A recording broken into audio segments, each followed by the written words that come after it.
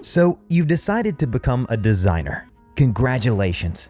The first step has been taken. The only thing left to do is to decide on a niche. After all, design is a huge universe where you can create in many different directions. But how to find your niche? That's what we'll talk about in this video. Good design is invisible design. Lyndon Leader, industrial designer. Choosing a niche is one of the key success factors for any designer, whether a beginner or a seasoned professional.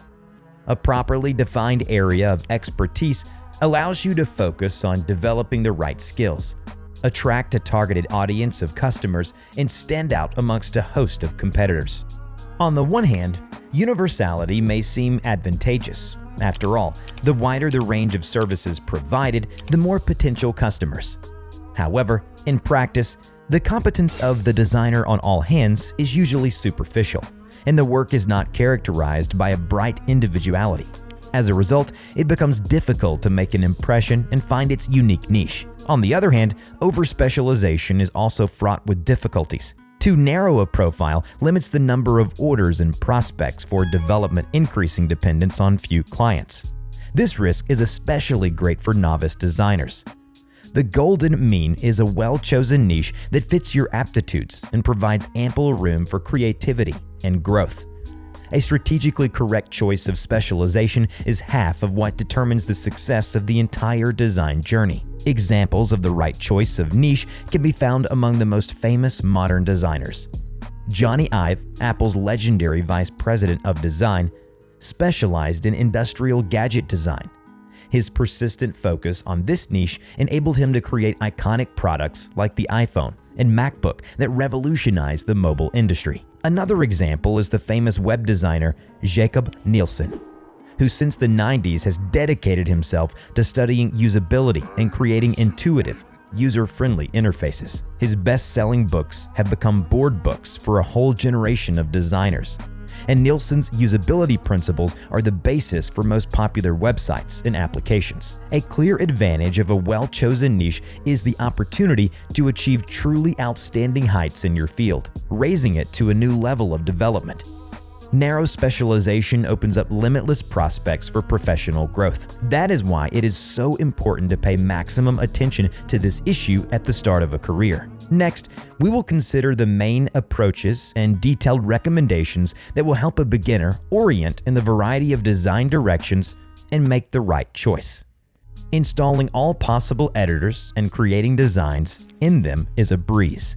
But choosing a niche in which you will become a master, that's where the real difficulty lies. You can listen to the call of the heart and turn a hobby into a profession. Or you can turn on cold calculation, study the market, and choose a promising niche.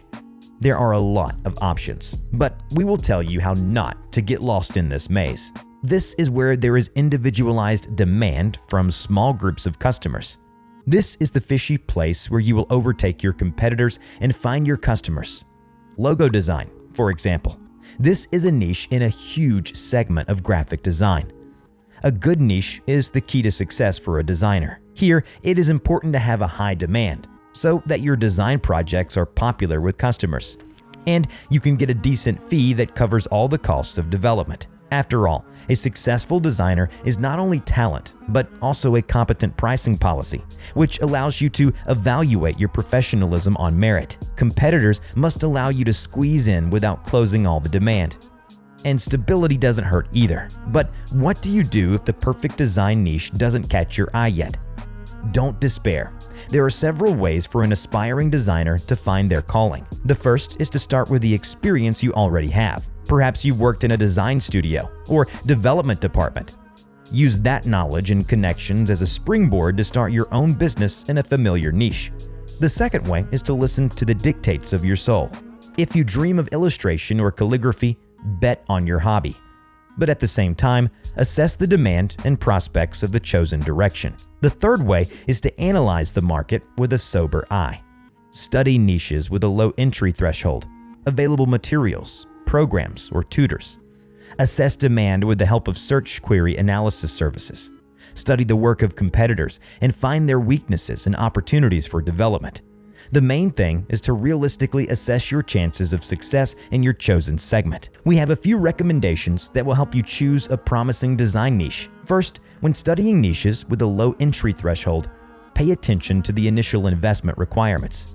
For example, for an illustrator or calligrapher, it will be enough to buy an inexpensive graphics tablet and a drawing program, while packaging or interior design will require a more serious investment in specialized hardware and software. Second, when assessing the demand for a particular niche among clients, analyze not only the frequency of discussions in profile communities, but also the number of projects posted on the freelance exchanges and marketplaces. This will give a more objective picture of activity in the selected segment. Third, studying the work of competitors. Track not only positive, but also negative feedback from clients. Pay attention to typical claims or dissatisfaction. Perhaps you can avoid similar mistakes in your practice. Fourth, as you continue to monitor competitors, also pay attention to the creativity and originality of their work. In some niches, such as corporate identity development or packaging design, clients appreciate an innovative approach. Fifth, be prepared for the fact that at the initial stage, it may take time to build up a quality portfolio in your chosen specialization. Don't be in a hurry to give up on your niche if your first attempts are not successful. Sixth, when choosing a niche, think also about the prospects of its development and scaling, perhaps starting with logos or illustrations. You can later expand your services to comprehensive corporate identity development and content creation. By following these practical guidelines, you will be able to choose your design specialization most thoughtfully and deliberately as possible. But even once a direction is chosen, the work is just beginning.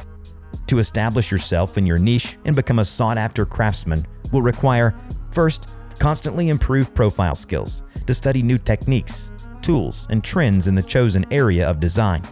The market is changing rapidly, and lagging threatens to quickly lose relevance. Second, methodically build up your portfolio with quality works in your niche.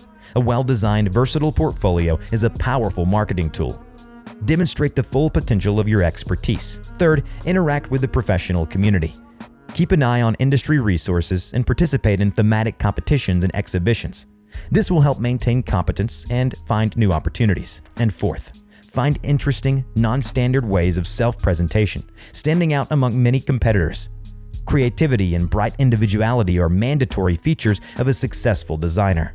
Implementing these recommendations in parallel with development in the chosen niche, you are guaranteed to achieve a high professional level and reach new career heights. Sometimes 3 paths, utilizing existing experience, following personal passions, and sober calculation, lead to one promising niche. And you get a ready-made formula for success: practical knowledge of your chosen field, a genuine passion for the business, and a great chance for rapid growth. If so, go ahead. Wealth and fame await you on your creative path, and I will inspire you to new feats in the incredible world of design. Give me a like and subscribe.